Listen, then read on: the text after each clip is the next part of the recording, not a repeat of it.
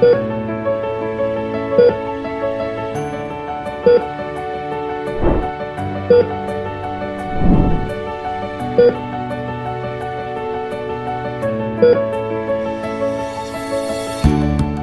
a su programa Hablemos de Salud. Yo soy la doctora Jessica Álvarez y hoy contamos con la presencia de la doctora Anabel Espinosa. En breve conoceremos más sobre ella.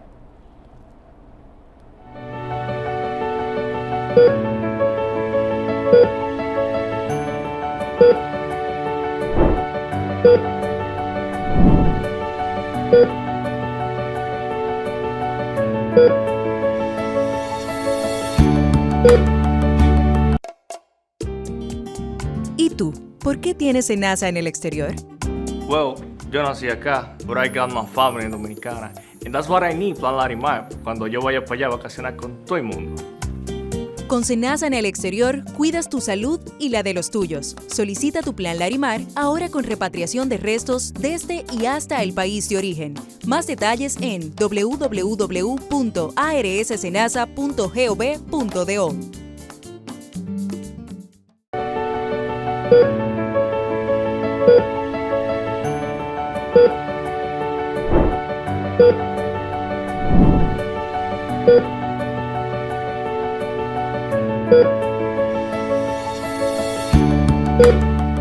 Como dije anteriormente, hoy contamos con la presencia de la doctora Anabel Espinosa, que en verdad no tenemos que conocer de ella porque ya la hemos tenido en otras ocasiones en nuestro programa. Doctora, gracias por venir una vez más a nuestro programa. Gracias por la invitación, siempre es un gusto estar aquí. Doctora, y vamos a tocar un temita bastante delicado, suicidio. Ya que ha habido una incidencia últimamente, sobre todo después del COVID, ha habido como una incidencia muy alta de las tasas de suicidio y lo veo a nivel mundial, no solamente que nos esté afectando, sino a nivel mundial. ¿Cuáles son esos factores que podemos encontrar que hoy están incidiendo tanto en que hayan suicidios, doctora? Sí, como bien señalas, se han disparado, o sea, las estadísticas.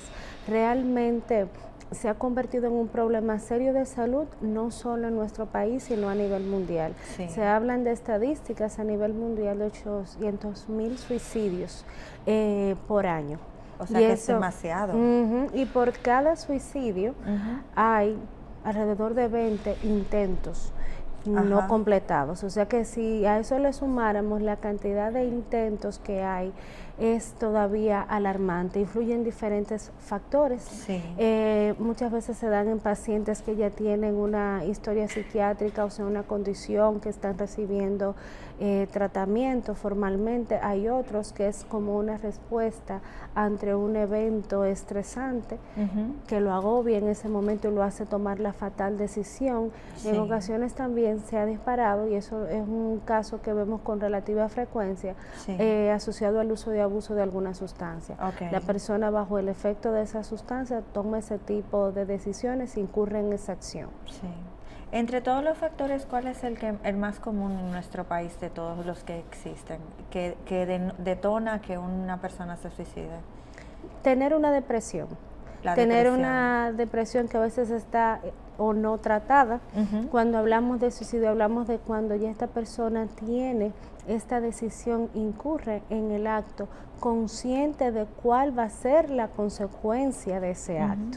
O sea, se autoinflige premeditadamente, sabiendo cuál va a ser la consecuencia de esa acción. Entiendo. Entonces, esto es bueno tomarlo en cuenta porque muchas veces se subestima, se dice el que lo expresa no lo va a consumar, el hecho de estar llamando la atención, y muchas veces se subestima, y una intervención a tiempo definitivamente puede marcar la diferencia en el paciente. Sí. Doctor, ¿y cómo es un inicio de una depresión en un paciente? Y también, ¿esto solamente se da en personas que tal vez tengan algún tipo de trastorno o le puede suceder a cualquier persona llegar a esta depresión? Bueno, hablando de depresión. De depresión, sí. Bien, la depresión tiene muchas maneras de manifestarse. A veces pensamos que solamente está deprimido aquella persona que yo veo con los ojitos mojaditos, que de repente está diciendo que dura la vida conmigo, que luce triste. Sí. La depresión también se puede manifestar como cierta apatía o indiferencia a las situaciones cotidianas. Muchas actividades que antes se disfrutaban plenamente, de repente yo no las disfruto igual. Sí. Cambios en el patrón de sueño, alimentario, la concentración, rendimiento de la persona también se ve comprometida. En la depresión muchas veces logramos identificar que hay un estresor. O sea, un estresor puede ser un duelo, un duelo no resuelto. Hay personas que no necesariamente el hecho de tener un duelo lo puede llevar a tener una depresión, pero hay en algunas personas que este duelo se cristaliza como una depresión importante, comprometiendo su función general global. También puede darse una depresión sin que se identifique un estresor aparente. Y nosotros abordamos a la persona y le preguntamos, pero usted identifica si tiene algo que ver, hubo alguna pérdida laboral, una ruptura de pareja, la pérdida de un familiar cercano. Y algunas personas nos dicen, no, pero es que yo siento que no soy la misma persona, de repente esto ha empezado a cambiar tal área y tal área de mi vida. Entonces, ojo con eso, porque les repito, no solamente a quien le vemos los ojitos mojaditos, es quien está deprimido. Sí. Incluso dependiendo de las etapas de la vida, puede variar la forma de presentarse la tristeza. El sexo también culturalmente influye. Hay personas que algunas culturas son más expresivas de sus emociones, otros tienen tendencia a reprimirlas. Sí. O sea que es importante que si alguna de las personas que nos está oyendo en este momento identifique ese cambio en el tono de sus emociones, no subestime, quizás son cosas mías. O si es al revés, si yo he identificado en una persona cercana a mí algún indicador importante que ya se va cristalizando, por más que una tristeza pasajera de un día, de repente estoy triste porque, ay Dios, me dieron una noticia que no fue buena, o tal cosa que estaba esperando con tanta ansia, de repente no se me dio. Eso es una respuesta emocional. Sí. Nuestras emociones no son lineales. O sea, nosotros respondemos y nuestras emociones van en base al estímulo. Ahora bien, cuando este tono emocional no es solamente una respuesta de que, bueno, sí, ayer me sentí mal, sí, porque tuve tal situación en el trabajo que llegué desanimadito, pero de repente al otro día como que empecé a ver otras cosas y las cosas como que fueron fluyendo. Cuando vemos que este cambio en el tono de las emociones compromete diferentes áreas de nuestra vida en forma importante, ya es imperativo prestarle atención y buscar intervención. ¿Cuánto tiempo es lo normal que diferencie una tristeza de una depresión? Suponiendo en el caso, ejemplo, un duelo. Sabemos que un duelo puede durar cierto tiempo y se puede sentir triste por cierto tiempo. Pero ¿cómo podemos darnos cuenta de que ya estamos entrando en una fase depresiva? Muy buena pregunta. O sea, realmente en el duelo se identifica, número uno, que hubo una pérdida, que puede ser tal, consecuencia de esa pérdida se pasa por fases. Una fase primero de choque, de que de repente no acepto esta realidad, una fase donde nos confrontamos con esta realidad y entonces ahí viene una cascada de emociones muy profundas, pero luego entramos en esa fase de aceptación. Y esa persona que está en el duelo, no es que algunas personas sufran más que otros, le dolió más que otras. Hay personas que están pasando por un duelo importante, un duelo que realmente han sentido esta pérdida así y no necesariamente necesitan una intervención farmacológica, porque vemos que pasan por estas etapas del duelo y logran mantener medianamente o totalmente sus funciones y logran como apalear la situación y siguen evolucionando. Ahora, cuando vemos que de alguna forma se quedan anclados dentro de una de las fases de ese proceso de duelo, con un compromiso importante de que de repente hasta renunció del trabajo, bajó de peso en una forma importante, de repente subió, un aislamiento que llama la atención del entorno, espérate, ya como que debemos tomar en cuenta tal persona cercana a mí yo sé que está sufriendo, yo sé que está pasando por un momento difícil, pero yo creo que aquí debemos explorar qué puede estar pasando, si yo puedo apoyarle. Sí. Yo lo llamé por teléfono, la llamé por teléfono, ni siquiera me coge la llamada, tiene tanto tiempo que no atiende su negocio, ha descuidado aspectos familiares. Ya ahí son como bombillitos, pequeñas señales que nos deben llamar a buscar algún tipo de intervención formal, un acompañamiento formal. Entiendo. Y mientras tanto, cuando esta persona se descuida, ¿qué tiende a hacer? ¿Aislarse, trancarse socialmente, o sí tiene o tiende a esconder las emociones y tal vez estar activo socialmente?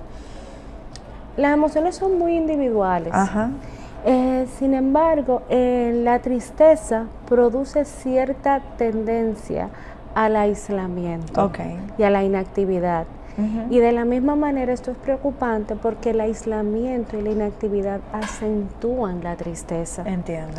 O sea, en automático la persona se torna apática. Vemos que de repente yo te escribí, te llamé, pero ¿por qué no me respondiste?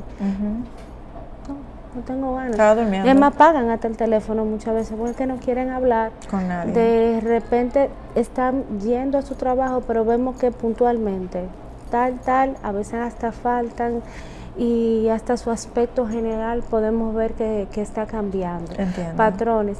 Una de las cosas por eso nosotros valoramos mucho cuando hay el acompañamiento de un familiar o persona cercana, un amigo en el entorno, es eso, porque nos brinda un punto de vista muy objetivo de cómo va eso. O sea, el paciente, dentro de su condición, inconscientemente puede pecar por exceso o por carencia en la información que nos está dando. No, doctora, yo me siento triste, pero nada, son cosas de la vida y lo deja ahí. Se me va a pasar. Cuando va en compañía de alguien cercano, esta persona nos dice, no, doctora, yo creo que aquí las cosas se nos están complicando. Estoy hablando de que ha sido un empleado exitoso toda la vida, que ha brindado apoyo a todo el mundo, y de repente proyectos los ha dejado caer porque ya como que le da igual, no tiene ningún plan a futuro, ni siquiera le importa las consecuencias que esto puede tener a futuro. Entiendo. Nos hemos topado que llega con ojeras, y cuando indagamos un poquito que no está durmiendo. Entonces, ese punto de vista, porque a veces el paciente en medio de su proceso no tiene quizás esa capacidad de ver qué tanto afecta, está impactando en el entorno, este proceso emocional que él está llevando. Generalmente, ¿cuáles son las primeras personas en darse cuenta cuando una persona está pasando por una depresión externa? Porque a veces sí podemos tener a la familia, pero a veces las familias están aisladas. Y si hay una situación donde son las amistades, ¿cómo pudieran intervenir para ayudar? Bueno, muchas veces se da esa situación, y más en la sociedad actual, que hay cierta tendencia al individualismo. Exactamente. Y que a veces la familia pudiera tener o no que ver con la situación que está causando tristeza. Muchas veces es un compañero de trabajo, trabajamos en la misma oficina, escritorio a escritorio. Lo primero es abordar a esa persona para ver en qué ánimo está, qué tan cómodo se sentiría buscando ayuda. Sí. Ahora bien, si ya se expresa alguna idea, alguna tentativa de suicidio, lo ideal es poner en conocimiento, porque es un tema incluso legal, a alguien que tenga alguna relación filial con ese individuo. Pero en una fase inicial yo estoy identificando, bueno, sí está triste. Ya yo veo como que no es que le duele mucho esa ruptura, ya yo veo que no es que le afecte, que de repente no le dieron esa posición que estaba esperando, no, ya está cambiando mucho. Pero vamos, yo te acompaño. Sí, mira, podemos hablar con un profesional, un psicólogo, un psiquiatra. Yo conozco personas, o yo mismo he recibido atención en determinado momento, animarlo. Vamos a expresarlo, vamos a buscar ayuda. Les repito, no es que la persona caprichosamente quiera decirte que no, es que en medio de ese proceso tan profundo, tantas emociones que en ese momento está viviendo, yo no tengo ganas de hablar. Puede ser que el paciente ni siquiera tenga el deseo de buscar ayuda, porque la tristeza nos produce una visión en túnel. La opaca completamente. Es como si estuviéramos viendo la realidad por un cristal que está opaco. O sea, Entiendo. yo veo Yo que ve- detrás de yo eso hay verme, algo, sí. pero yo de repente me estoy centrando en los aspectos negativos de todo. En un día de trabajo ciertamente puede ser pesado, puede ser que me toque un cliente malo, pero algo salió bien, aunque sea Exacto. mínima cosa. Sin embargo, la tristeza en automático nos lleva a fijarnos en esos detalles que son tristes, que son negativos. Cualquier comentario tiende a darle una calificación, una connotación negativa. Entonces, por eso el acompañamiento, la forma de abordar a la persona que está pasando por una depresión, hay que revestirse de amor y paciencia, Sí. para entender que quizás ese no, ¿para qué? No quiere decir que tenemos que soltar la toalla, esa es su vida, que haga lo que quiere hacer, no.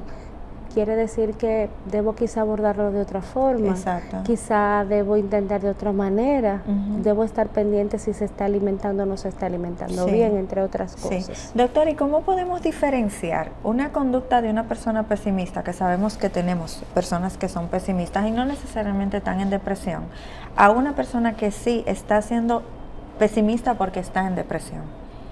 Bien, cuando ya es una condición característica de la personalidad que define a esta persona, no como una respuesta emocional, no como un cambio en las emociones que se esté dando desde determinado tiempo, se logra ver dónde se fragmentó ese proceso. Sí. Cuando alguien le acompaña o el mismo paciente lo expresa, dice, pero yo no sé por qué me siento así. Doctora, usted porque quizás no me conoció antes, pero yo soy una Exacto. persona que me gusta hacer ejercicio, que me gusta... Otro te dice, bueno, yo nunca he sido como de mucho amigo y muchas cosas, pero antes a mí me gustaba ir a caminar al mirador 2 o 3 veces a la semana.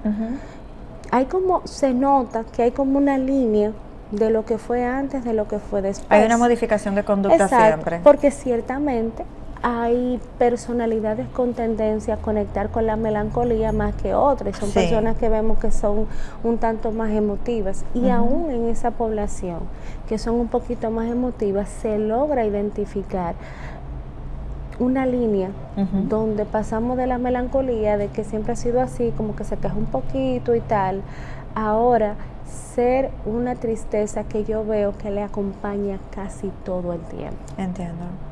¿Y cómo se pasa de una depresión a un suicidio? O sea, ¿cómo puede arrastrar una cosa a la otra? No todo paciente que está en una depresión va a cometer suicidio. Sin embargo, cuando estamos evaluando un paciente con una depresión, siempre se indaga si hay algún tipo de pensamiento o se ha creado algún tipo de plan en ese sentido. Se valora qué tanta proyección a futuro tiene ese paciente, cómo ven, descartamos que no haya desesperanza, que no ha habido un desapego a la vida. O sea, eso es mandatorio porque es un indicador de riesgo. Entiendo. Entonces, hay personas que por el hecho, por ejemplo, de vivir solo, de haber pasado por una pérdida de una persona muy cercana, como puede pasar con la viudez.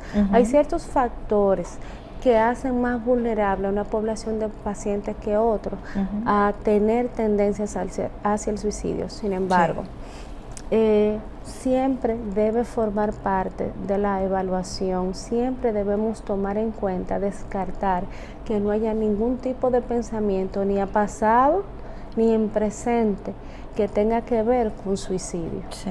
¿Y cómo en la casa un familiar podría darse cuenta de que un paciente está teniendo alguna tendencia suicida si no lo habla? No lo habla, pero de alguna manera puede dejarnos migajitas de pan en el camino. Por ejemplo, de repente yo no tengo planes a futuro. Se les zafan comentarios donde ya pareciera ser que no me importa nada. Donde de alguna manera yo veo que el yo faltar, que el no estar presente, pudiera ser tan beneficioso porque van a salir de mí, ya no tendrán que preocuparse de mí.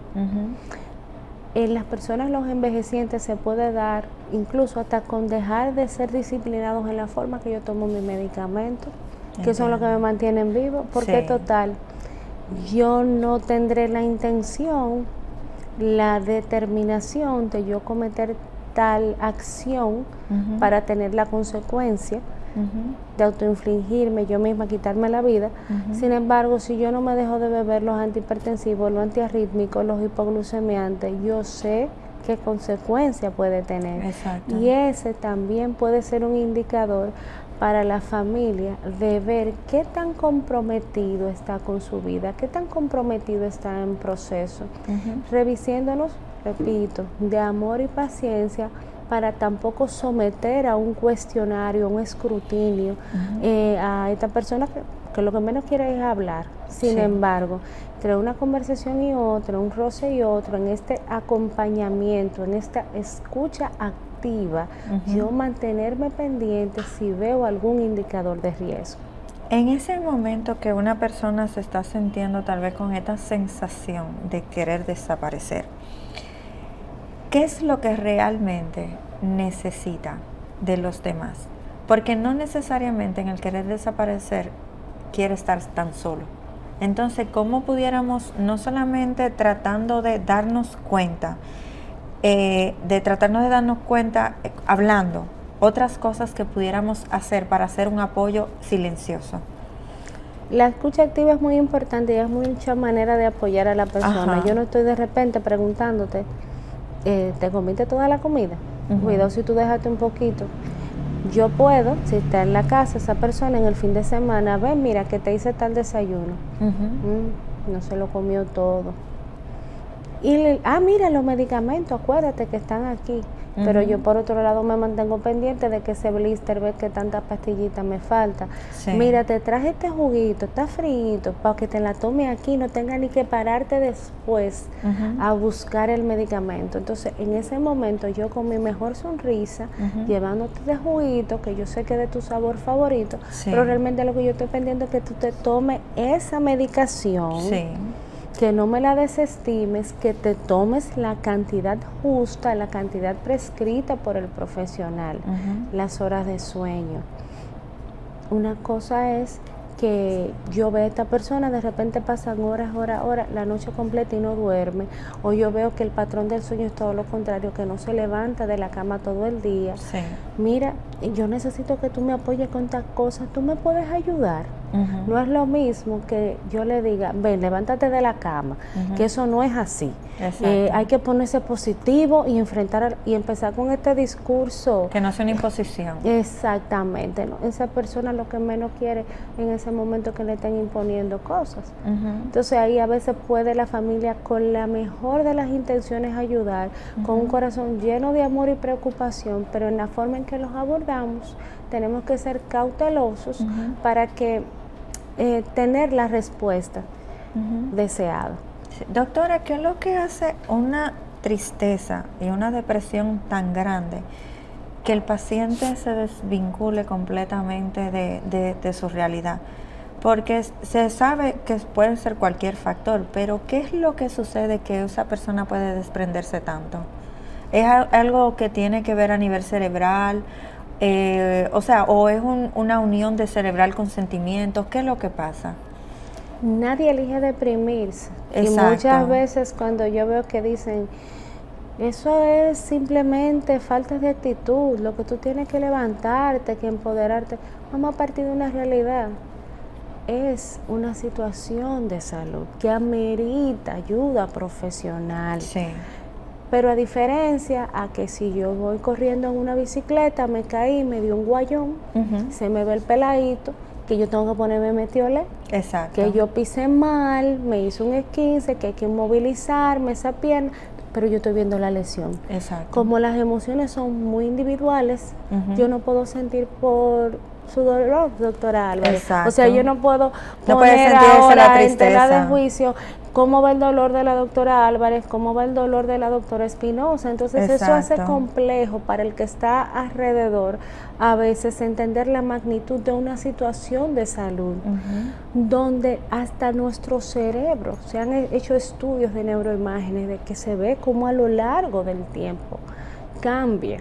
Luego de someterse a un proceso de depresión durante mucho tiempo, donde cuando nosotros le pedimos analítica a nuestros pacientes vemos que ese cortisol se le disparó. O sea, es una situación de salud seria, compleja. La base de la farmacología consiste precisamente y constantemente se viven haciendo más y más investigaciones de cómo abordar esos neurotransmisores en una forma específica para obtener la respuesta, porque esto no es un capricho. Yo elijo si me pongo el vestido rojo, si me pongo la chaqueta negra, pero yo no me levanto por la mañana diciendo, ay Álvaro, tú sabes que hoy es un buen día como para yo amanecer así triste, así exacto. como, nah, ay no, ya yo me voy a salir de esta tristeza porque esto no está. Sí. Ya eso estaba quizá para antes de la pandemia, pero no es así, porque si fuera así, esta persona no necesitaría una intervención formal y luego de hacer esta intervención formal individualizada, según las necesidades, la situación clínica de ese paciente, no viéramos la respuesta. Y cómo también, si hay en una familia se puede manifestar en diferentes miembros la depresión, tal vez de una forma de que sea hereditario y esto lo lleve a tendencias suicidas. ¿Suele ocurrir esto? Dentro de la evaluación que se le hace a los pacientes, siempre se contempla preguntar no solo por cuadros en el paciente, cuadros anteriores, sino también sobre si hay algún antecedente familiar por la vulnerabilidad biológica, pero también vamos a situarnos en la situación de cómo es criarse con un alcohólico, con un depresivo, con un paciente que tenga una psicosis. Es probable, y no ha pasado con muchos pacientes, que le dicen a uno, doctora, yo recuerdo cuando mamá, papá entraba en crisis, cómo de repente no salía de la habitación durante un mes, cómo no comía, hablando de la depresión, si nos fuéramos a meter en otros tipos de trastornos, tuvieran manifestaciones diferentes, pero esta persona ve como este cuidador, como esta persona que está para cuidarme, de repente durante un periodo de tiempo estaba inhabilitado, pareciera no tener la fuerza para hacerlo. Vemos recuerdos de pacientes que nos dicen, y yo fui que la encontré cuando se suicidó. Yo fui que tuve que llamar o se suicidó. Al médico tuve que llamar 911. Entonces vamos a situarnos en esta realidad, donde hay una vulnerabilidad biológica, pero también ha habido un proceso de crianza que no ha sido fácil, porque uno de los que formaba parte de este entorno seguro, donde yo me estoy formando, estaba quejado de una situación de salud mental. Entiendo. Doctora, lamentablemente debemos ir a la pausa, pero la quería dejar con una pregunta. ¿Cuál está siendo la población más afectada en nuestro país ahora mismo en esto de depresión y suicidio? En breve regresamos con su programa Hablemos de Salud.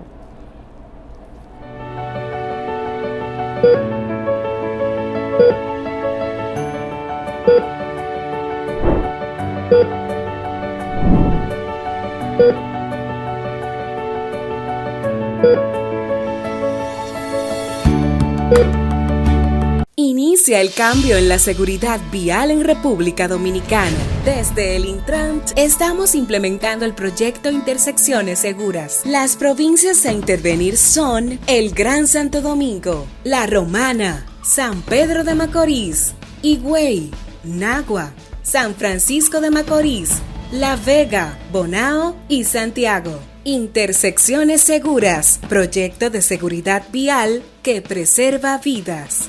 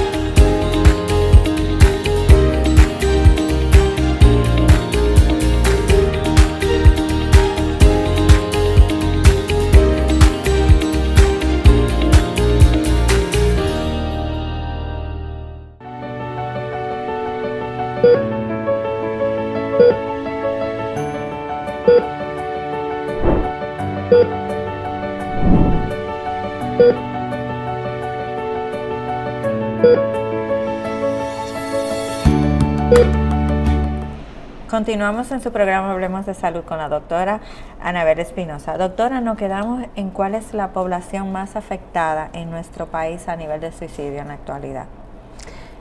Diferentes años anteriores a la pandemia, hemos visto una tendencia en que poblaciones cada vez más jóvenes tengan intentos de suicidio. O sea, antes se vinculaba mucho el suicidio con más años de edad. Sí. Porque ya las personas, por ejemplo, entraban en la etapa de la soledad, de la vejez de los últimos años. Sí. Sin embargo, después de la pandemia nos topamos esta producción altamente productiva que de repente ven sus negocios cerrados, todo cerró, mi economía se me movió el piso, eso dispara las alarmas. Entonces ahí vino una población, una generación un poquito más joven. También vimos que algo que era excepcional que pasara suicidio, porque otra cosa son las tentativas de suicidio en jovencitos. Y en los jovencitos se daba situaciones como de repente no manejar en una forma asertiva las emociones, el aislamiento de amistades, de centros de lo que tenían, y la misma pandemia también abrió una nueva situación, o más bien añadió más fuerza a una situación que tenemos desde hace unos años, que son las redes sociales. Entiendo. ¿Y cómo se supone que las redes sociales son redes de entretenimiento, pero cómo una red social puede afectar de forma negativa a un adolescente, suponiendo? Los adolescentes son muy influenciables. A veces decimos que no porque queremos creer que nuestros jovencitos son muy fuertes, pero son influenciables, porque a esa edad todavía yo no cuento con esa fortaleza, esas herramientas para yo poder filtrar la influencia de los grupos. Entiendo. Estoy buscando muchas veces aceptación, aprobación. Vamos a partir de una realidad. ¿Por qué las redes sociales tienen un mínimo de edad para tener redes sociales? Ciertamente. Entonces, a veces nosotros nos damos el chance de violentar algunos permisos, medio de relajo, medio que él lo utiliza. O quizás pensamos que nuestros hijos manejan una madurez que nosotros vemos y no es real. No es la misma madurez a los 14 años que a los 41. No es la misma madurez. Y yo quisiera pensar que los peligros que enfrentan nuestros hijos son el de una amonestación de parte de nosotros, la cariñosa chancleta. Pero eso no es verdad. Allá afuera hay gente que no es relativo. Es que hay gente mala, con malas intenciones. Entonces, los años, la madurez nos va llevando a ser muy cuidadosos y recelosos de nuestra privacidad. Yo me sorprendo muchísimo cuando veo jovencitos, no solo que tienen aparato de teléfono y tal, sino cómo tienen redes sociales, y la preocupación a veces de los padres, pero cuando uno le pregunta, no, pero es que tiene redes sociales desde que tenía 13, ¿y quién le va a quitar a un jovencito? Y cuando pasa el problema y te dicen que desde 13, desde los 14, ya tenían redes sociales, es un tema, violentando muchas veces la edad que pide la red social, pero ese jovencito no sabe si quien está detrás de esa cámara sea realmente esa persona que se dice que es. También las redes sociales alimentan muchas corrientes que son negativas. Entiendo. Nos hemos topado con personas a las que le brindamos soporte y acompañamiento que pareciera ser, como hay un adagio de que como que se reúnen los que mantienen las mismas ideas, y son circuitos de tristeza donde nada más viven hablando de que esta tristeza, que hoy no me pude parar, yo soy un apoyo para ti. La tristeza se convierte como en un dios y en el credo.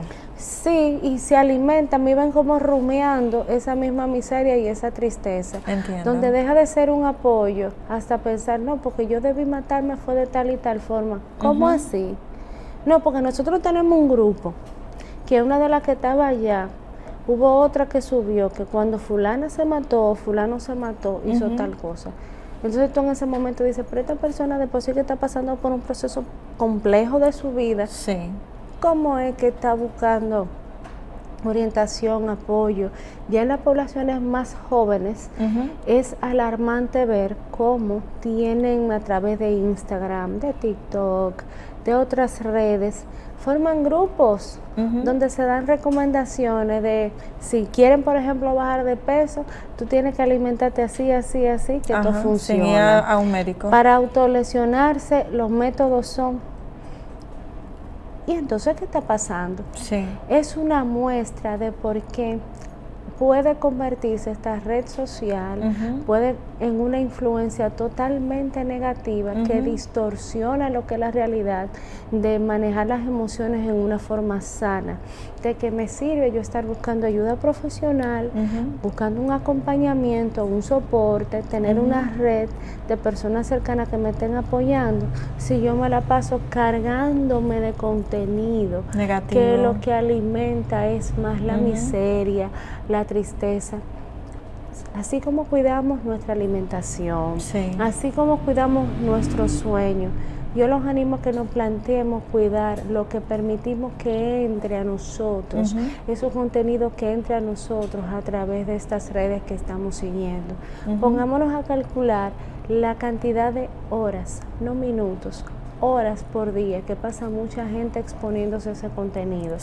Porque vamos a ser honestos, hay páginas, hay canales que alimentan eso, pero también hay de contenido científico.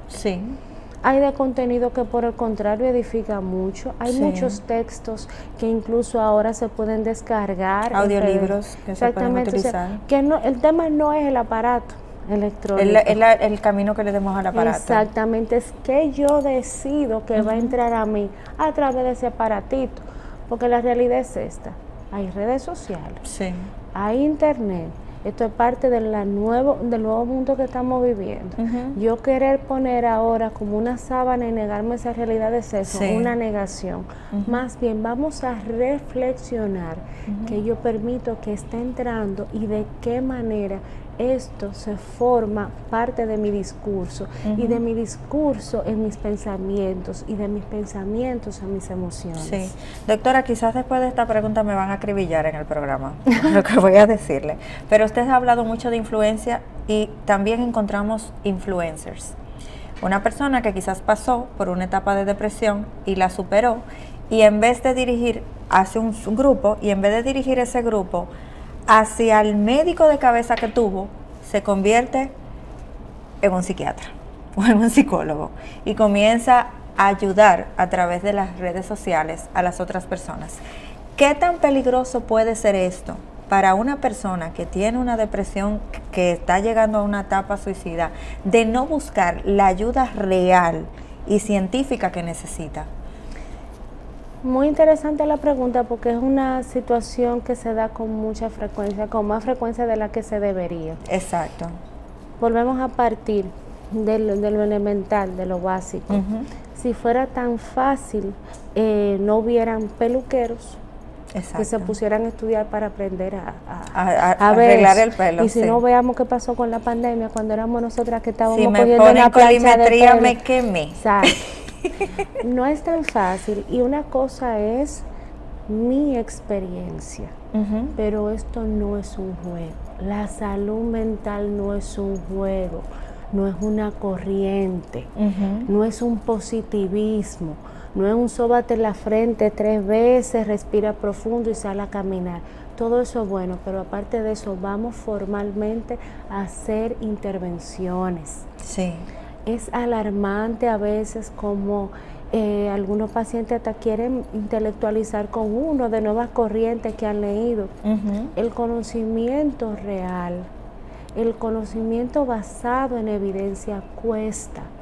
Aún nosotras, doctora, usted lo sabe, si estamos en proceso de formación constante, tenemos que ver que hasta para yo descargar un artículo que voy a llevar a un círculo tienes que pagarlo. Tengo que pagarlo, aunque sus yo 64 y 65 dólares del artículo. Pero yo tengo que hacerlo, pero si yo quiero seguir brindando un servicio con calidad, yo tengo que hacerlo porque hay que individualizar ese paciente por un discurso trillado, por una corriente que se oiga bonita, que me esté dando soluciones rápidas. Eso no quiere decir que sean salidas seguras. Entiendo. Esto no es una tendencia, no es un capricho de que esta persona hoy amaneció con ganas de estar triste. Esta persona está pasando por un proceso real de salud, que si yo no intervengo individualizando su caso, tomando en cuenta, ¿hay un antecedente o no hay un antecedente? ¿Qué tipo de pensamientos vienen a la mente de este paciente. Sí. De alguna manera hay alteraciones o no perceptivas, hay formalmente alteraciones en el contenido, en la forma de pensamiento, Sí. hay vulnerabilidad biológica en esa persona. Una cosa son los espacios psicoeducativos, que aún nosotros como profesionales nos cuidamos de mantenernos actualizados para estas informaciones que son de psicoeducación, que son generales, darlo en base a un conocimiento científico que nosotros previamente repasamos, nos actualizamos y lo hacemos en forma general, y aún así, siempre animando, se identifica algún indicador, se identifica que de alguna manera alguna de estas situaciones puede estar pasando, vamos a buscar ayuda. Sí. No necesariamente tiene que ser ni conmigo ni con la doctora Álvarez, no. Sí. Vamos a buscar ayuda, pero vamos a hacerlo profesionalmente. Si fuera tan fácil, los influencers fueran hoy los que dirigieran los procesos terapéuticos y más bien retardan las intervenciones, más bien demoran los procesos y esta persona sigue agudizándose las cosas. Yo quisiera decir de repente, citando el ejemplo del clima como estuvo hoy, porque yo salí sin paraguas, no hombre, no está lloviendo, me voy a poner positiva, no está lloviendo, esa no es la realidad. Si yo salgo para allá afuera y yo no tengo sombrilla y está lloviendo, yo me voy a mojar. Como me pasó a mí. Exacto, entonces no consiste en yo simplemente decir, voy a pensar positivo, todo esto va a pasar. Yo lo que tengo, la verdad es que si yo tengo una situación de salud, yo no busco ayuda, se va a complicar y puede ir a peor. Entiendo. Doctora, ¿cuál es el tratamiento para un paciente ya cuando está llegando a esta etapa? Porque me imagino que tienen que manejarse con mucho cuidado. ¿Cómo se maneja desde sus inicios? Luego de hacer la evaluación al paciente, siempre aparte de la intervención activa, por ejemplo nosotros como psiquiatras siempre somos muy pro, independientemente de una intervención farmacológica inmediata, porque tengo que brindarle respuesta a este paciente. Tiene que levantar esa... Exactamente, sí. O sea, tengo que brindarle esa línea de ayuda, por eso es que está con nosotros. Siempre también nos apoyamos mucho en estudios de gabinete, neuroimagen, analíticas, para yo ver qué tanto compromiso puede tener desde el punto de vista físico, o si algo de lo que yo estoy viendo en conducta no tenga un origen orgánico que muchas veces el paciente no lo conocía. Previamente es nuestro deber en la intervención indagar y buscar. Yo también animo siempre a los pacientes que están pasando por procesos de depresión, que están librando una batalla después de un suicidio, a la intervención en psicoterapia. Muchos de nosotros como psiquiatras, aparte de psiquiatras, tenemos formación en áreas de terapia, pero también dependiendo del paciente, uno les recomienda el tipo de terapia, sea cognitivo-conductual o la que entendamos que atiende mejor a las necesidades del paciente. La cognitivo-conductual ha demostrado mucha efectividad en el caso de la depresión, para que esta mesa, que es de dos patas, se sostenga y para que sobre todo esta mejoría no sea solamente en los próximos 15 días, en el próximo mes, sino que este proceso complejo y doloroso del que se está pasando se convierta también en la oportunidad para yo estabilizarme emocionalmente, pero también desarrollar las herramientas para gestionar mis emociones en una forma más asertiva. Entiendo. Doctora, cuando el paciente pasa luego de su tratamiento, ¿cómo usted tiene los indicadores de que el paciente está de alta? ¿O esto puede ser recurrente? O sea, ¿un paciente puede sanarse de una depresión, intento de suicidio, o generalmente puede volver a caer? Lo menos que un paciente necesita de una intervención es por lo menos 6 meses. 6 meses. Por lo menos. Siempre sujeto a reevaluaciones periódicas. Sí, hay pacientes que han logrado tener una remisión total. Hacen su proceso farmacológico de terapia, las intervenciones al lugar, y de repente en esas evaluaciones, porque no es que van a ir el día tal a una consulta, se le va a dar una recomendación, y no vuelven más toma esta nunca. medicación y esto es desde ahora y para siempre, no. Consiste en estas reevaluaciones donde yo hago los ajustes que sean necesarios, porque la medicina es muy individualizada. Hay pacientes que uno ve indicadores de mejoría que nos garantizan que ya es el momento de hacer un desmonte gradual de los fármacos.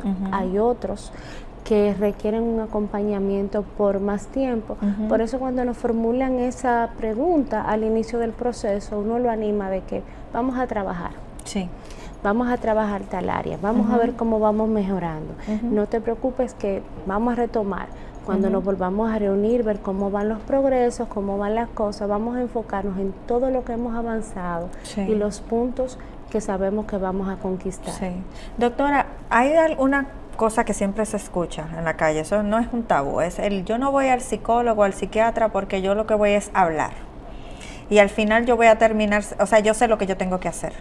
¿Qué tan irreal es eso cuando un paciente está pasando por un proceso depresivo y pensando ya en el suicidio?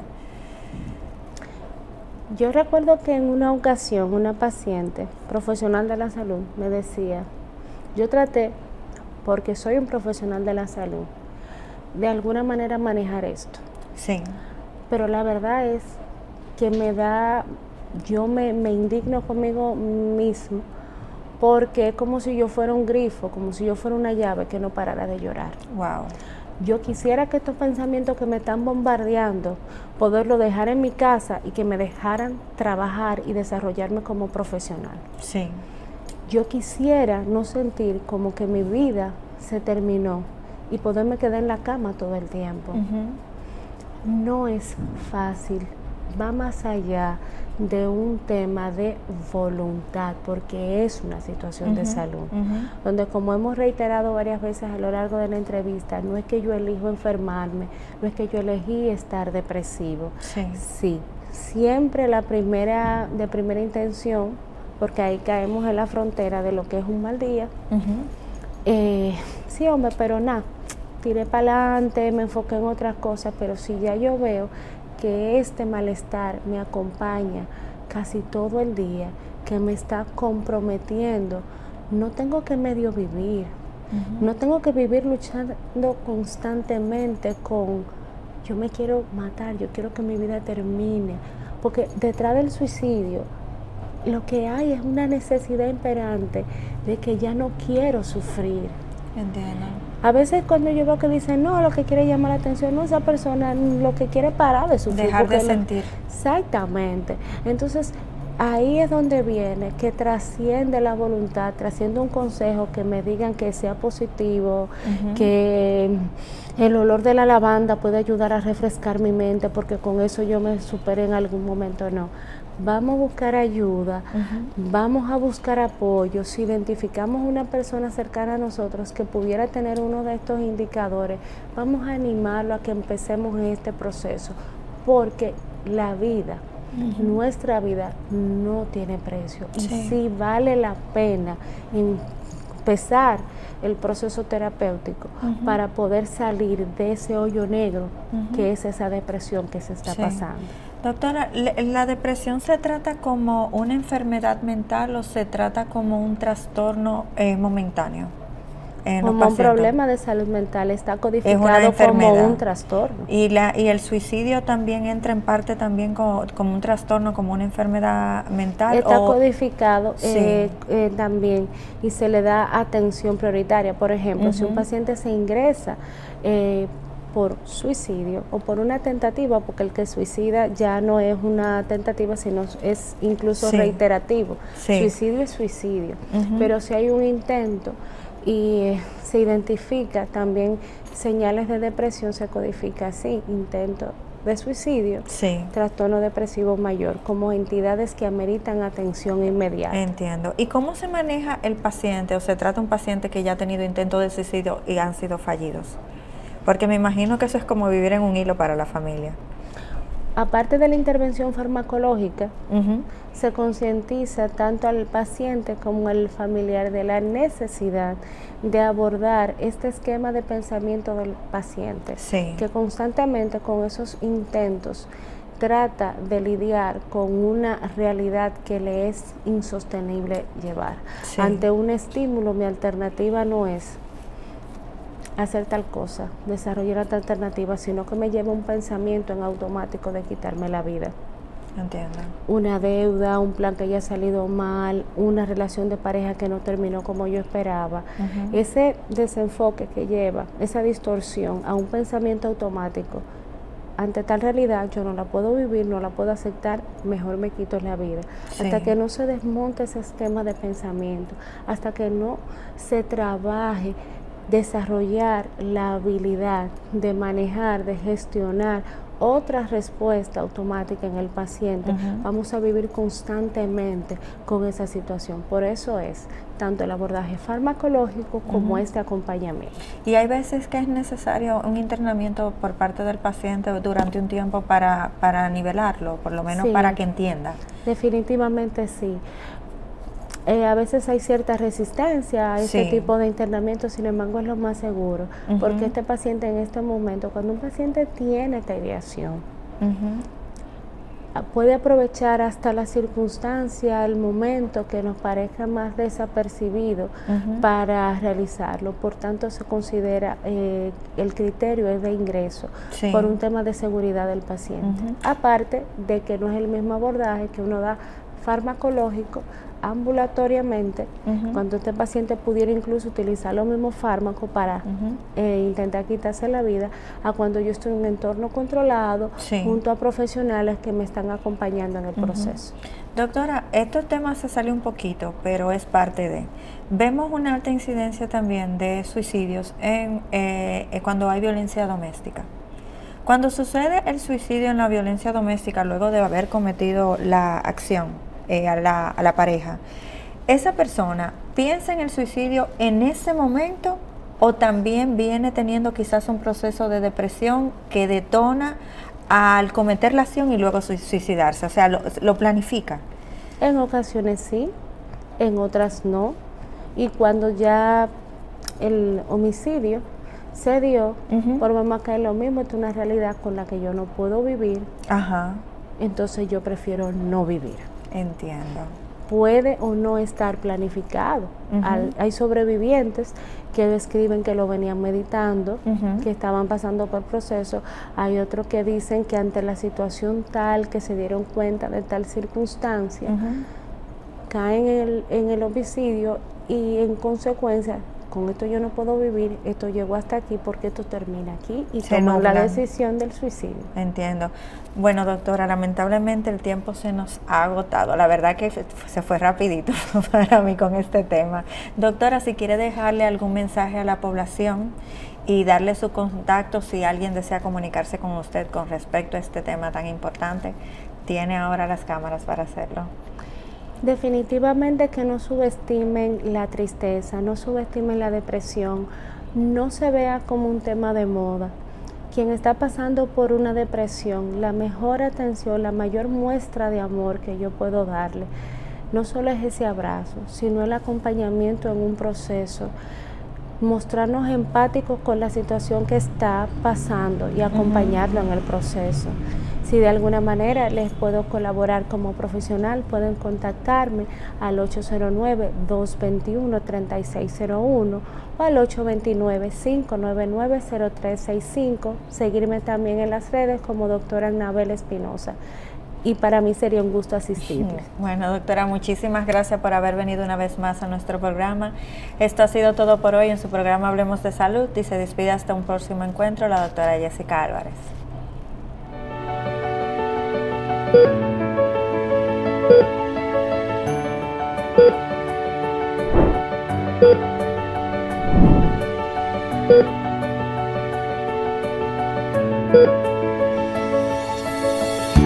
Thank you.